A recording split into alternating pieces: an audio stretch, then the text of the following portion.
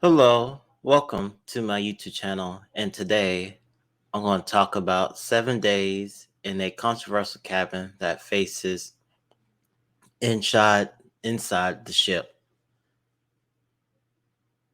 I've always wanted to look at this video because I'm planning on a cruise, and I'm going to review it with you guys and ladies.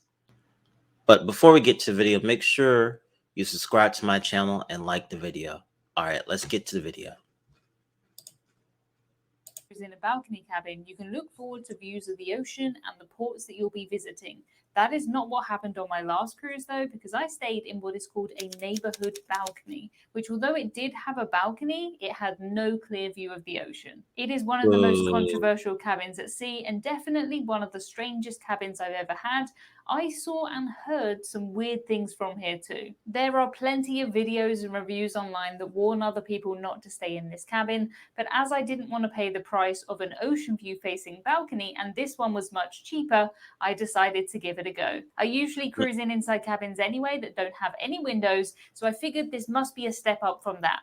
The ship that I was sailing on was Symphony of the Seas, which is one of the biggest and most exciting cruise ships in the world. I was so happy and so excited to have a cruise booked on this ship that I probably would have stayed in a cupboard or a lifeboat if that was the only way that I could have got on this cruise. Still, I hope that I wouldn't regret my decision to book this cabin. I'd been looking forward to this cruise for years. I booked what is called a guaranteed cabin, which meant that I was guaranteed to at least get what I booked, but I hadn't picked my specific cabin location. Doing this saved me a little bit of money, and usually what happens with guaranteed cabins is that you do get assigned the leftover cabins. That is probably what happened here. Everybody who was willing to pay to pick their room did, and then the guaranteed cabins were assigned. Still, I was very happy with the cabin that I was given. I was assigned cabin 11707 on deck 11, which I would later found out overlooked an area called the Boardwalk.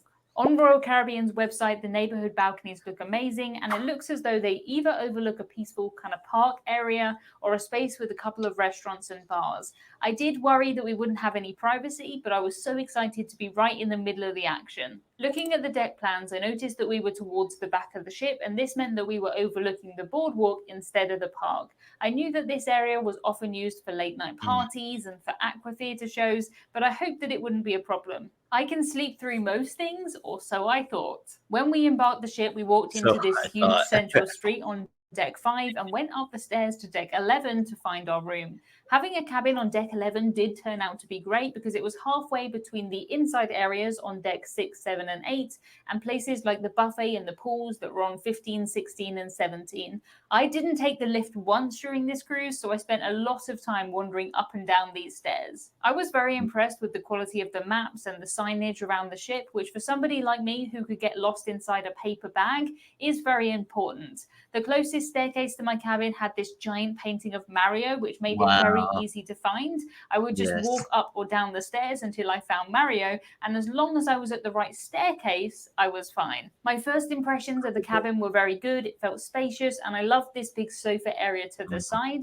I'd cruised in the past on another Royal Caribbean ship called Anthem of the Seas, and the design definitely reminded me a lot of that cabin. On Anthem, though, I did have a clear view of the ocean, which was very important because we were cruising to Norway, and Norway is beautiful. Symphony of the Seas launched in 2017, which by cruise ship standards makes her pretty new. The sofa to the side here does become a bed if you do have a third person staying in the cabin, but we didn't, so this stayed in sofa mode for the entire cruise. The cabin also had a big double bed, a TV, and a desk opposite the sofa. I did worry that it might be a bit windy being in the middle of the ship, and I wasn't sure that the sun would actually come onto our balcony very often. I'm from the UK, and the hottest the temperature ever gets here is around 30 C, which is around 86 Fahrenheit.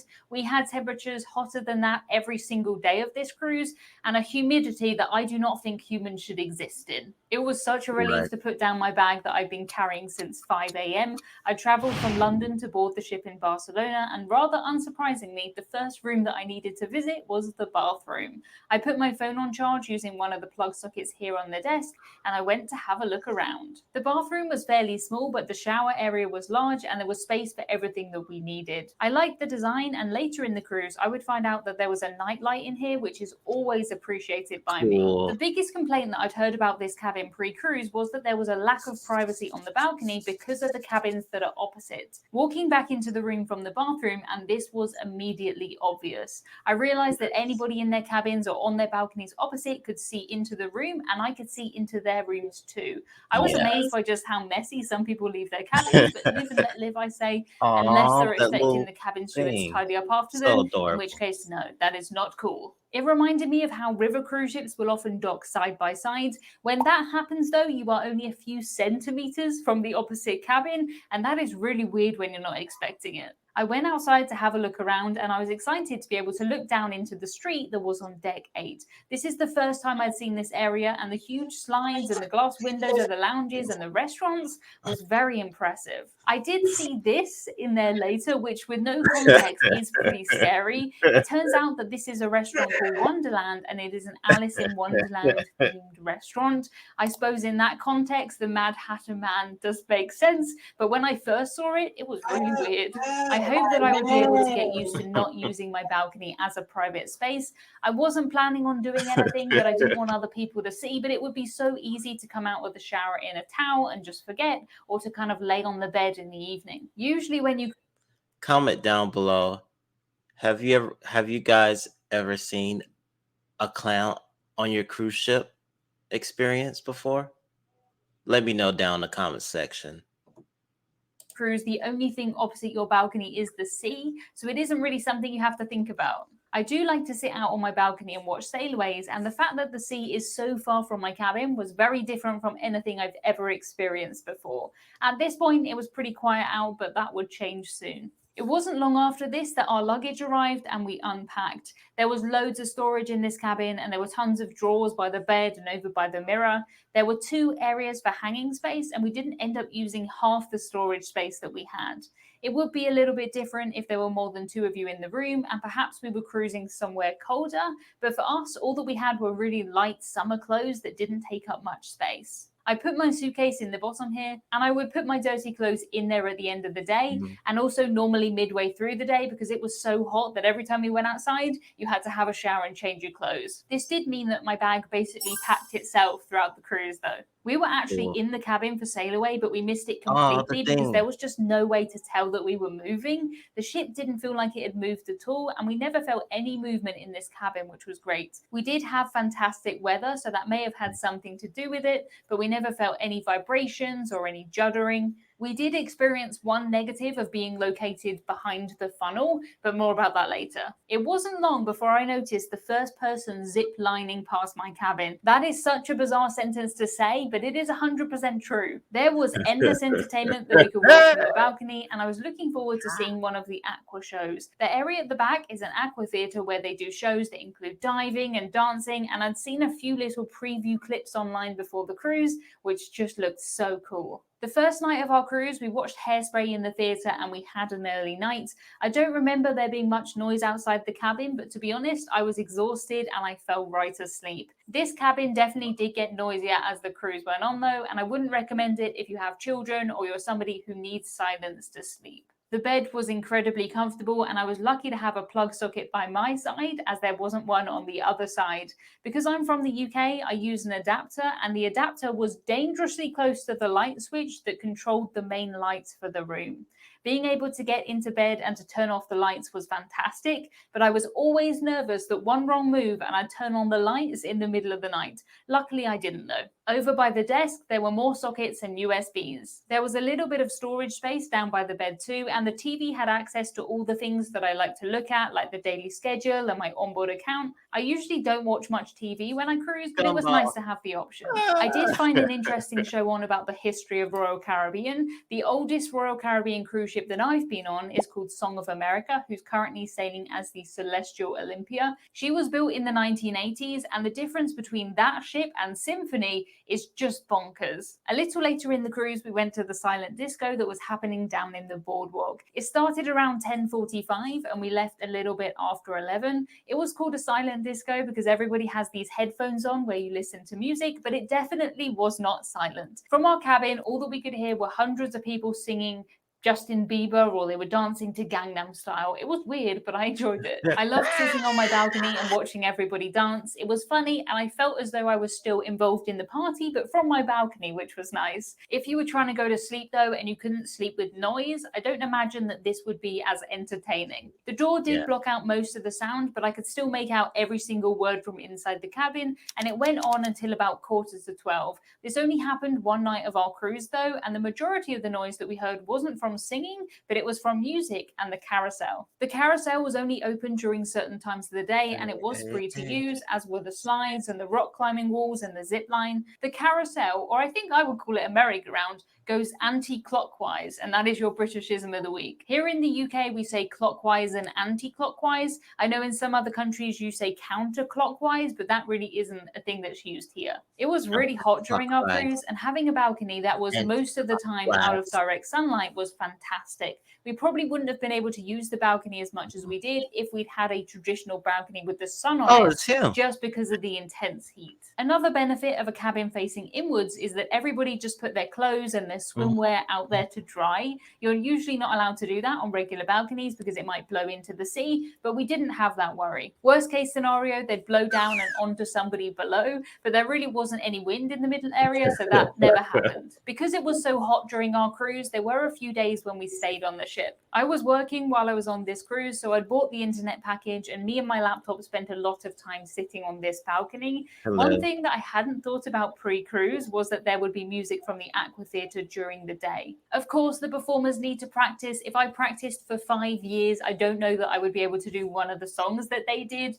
but I didn't realize that that would mean that I would hear the same song about 12 times. I'm saying 12, I counted 8, but I only started counting once I'd heard it a few times. At first, it made me very excited to go and see the Aqua shows, but by day 4 or 5, I could hear these songs in my sleep. It was really hard to get the songs out of my head, and then when I finally did, I would hear the song again and it would be back in there. The songs were pretty good, so it didn't bother me, but I think it is something that's worth remembering. The first Aqua show that we watched was called Hero, and it was absolutely phenomenal. I've never seen anything like this on a cruise before, or anywhere, to be honest, and it blew my mind. The fact that this is included in the cruise fare, as are the theatre shows and the ice skating shows, it's just amazing, and for me, this was one of my favourite parts of the cruise. We saw another show called Aquanation on the Sea Day, which was equally as good. The trust that these divers have in these little red pants is just incredible, but I'm sure they know what they're doing. The divers, not the pants. Another Britishism for you there with pants. If I could choose again, I probably would pick a neighbourhood balcony that looked over Central Park instead of the boardwalk. Central Park was normally quiet, and they even played bird songs in here. At least I assume they did, because I never saw any real birds. You may be thinking to yourself, of course, Emma, real animals don't live on cruise ships. Well, I would like to introduce you to Mr. Lizard, who I found living on board Celebrity Edge. Sometimes animals do hitch a ride on cruise ships. In Central Park was a cafe where I'd often get a sandwich or a cookie and a drink. There were loads of comfortable seats out here, and I'm sure there would be less to watch if you had a cabin in here, but I think the quiet would suit me better. They do sometimes have live music like jazz in here, but even still, it's mostly a relaxing place. We also wouldn't have had the problems that we had with soot if we were in a Central Park balcony cabin because it's in front of the funnel. Most days we would come back to our cabin and find some soot on the railings or the floor. It didn't bother me particularly, but I did have to clean my feet a few times. I know that that would really bother some people, so I think it's worth a mention. A lot of the bad reviews online about this cabin are about the soot, which I think is understandable. I'm not really sure what they could do to fix that at this point though. The inside of the Central Park cabins are identical to the boardwalk cabins, as are most of the cabins that you'll find on the ship. If you were to look at one balcony cabin and then look at another, you would find that they are exactly the same. I did actually manage to have a quick look inside a couple of the balcony cabins and one of the inside cabins, as a lot of the guests of this cruise disembarked partway through, so they were all vacant. Usually you don't get to look in the other cabins other than sort of peering in as you walk down the corridor, so that was cool. The only real difference in these cabins is the position of the bed. Some of the cabins will have the bed closer to the window and some will have the sofa closer to the window. This is just because of the way that cruise ship cabins are made. They are made fully formed and then loaded into the side of the cruise ship. It is incredible, and it means that there are at least 2,759 versions of this mirror on the ship. There are 2,759 pairs of curtains, and probably there's only one Captain Hudson in the fridge. It would be a bit weird if there was more. Given the price that I paid of £1,370, £155, which is around $1,700 for the week, including all of my flights and transfers and gratuities. I was very happy with my choice of cabin. Picking an inside cabin would have only saved me around £250, which is about $320. And for me, the upgrade was well worth it, especially considering how hot it was during this cruise. If I had unlimited money, I would book a traditional balcony cabin, but this one was so much fun and it felt like a good compromise between an inside and a regular balcony. This was kind of in the middle. I had another balcony cabin recently that also didn't have clear views of the ocean. Instead of looking at other cabins though, it looked straight onto the promenade deck. The promenade deck where everybody else walked and people sunbathed, that was at the end of my balcony. To find out how I found it and who I would and wouldn't recommend this cabin to, check out this video in my... And that is today's video. I would like to thank her for this video because I've learned a lot and what cabins to get and what not to get. So thank you and shout out to her. If you watched this video all the way through, make sure you give a thumbs up in the comment section. Thank you. Have a nice day. Bye-bye.